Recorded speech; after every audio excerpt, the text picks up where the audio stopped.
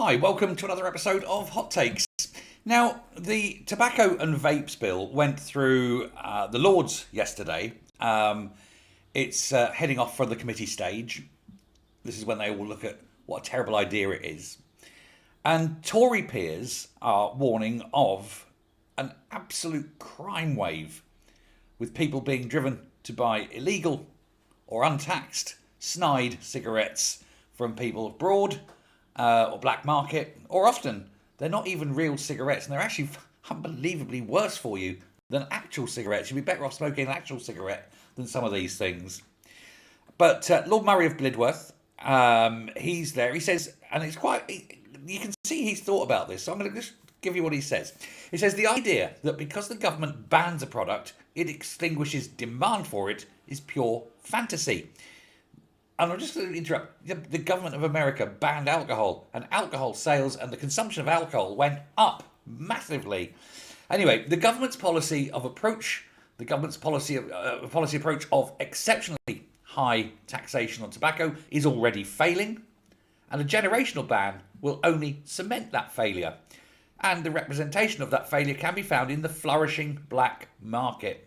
So long as there is a flourishing alternative market, consumer demand will always be met with cheaper, illicit tobacco.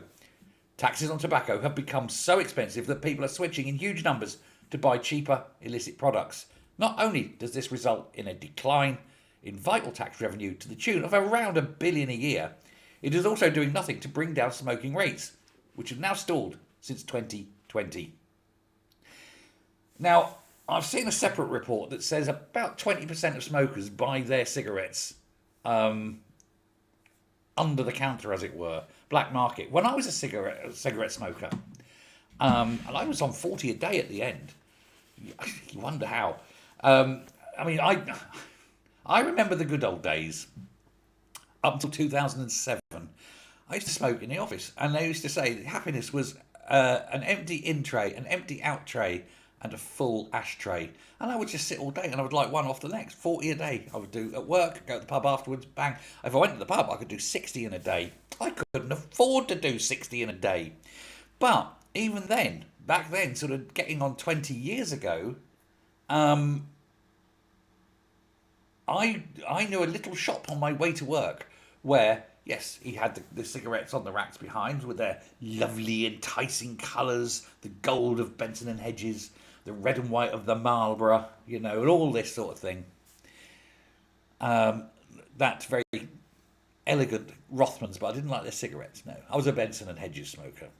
But he always kept, for certain individuals, he'd keep the ones downstairs, as it were, under the counter. He made more profit on those because the profit makeup on the cigarettes here was marginal. It's about, I think it was about 20 pence a packet or something was his profit.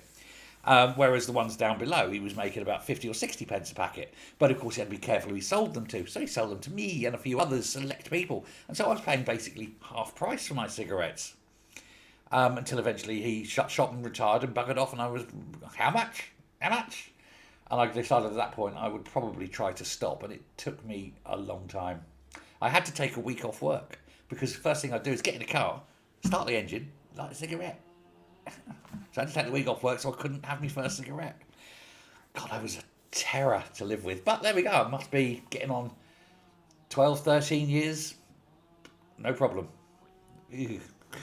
I can't even stand the smell of smoking anymore. Anyway, there we go. So he's right. This Lord Murray of Blidworth is absolutely correct. You can't keep taxing something and expect people to continue paying that tax. They won't. They'll just go black market. I come back from Cyprus. I always bring what's it called? Rolling tobacco, because my idiot son, whom I love deeply, of course, but he smokes roll-ups. So, I buy him that because it's dirt cheap in Cyprus, but whatever. But that's it. He gets that, but that lasts him however long a 5-pack of rolling tobacco lasts these days. I don't know. But, so he doesn't basically, he doesn't pay full price for his tobacco. But I'm doing it legitimately, of course, But there's a lot of people out there doing this illegally, and it is going to cost billions. And of course, when this law comes through, they're not only going to lose the billion they're losing now, they're probably going to lose another 2 or 3 billion on top of that, because the sales just won't be there in the shops because everybody is going to go snide. It's almost as though we're being run by complete and utter fucking morons, isn't it? Let me know what you think. Thanks very much. Take care, and goodbye.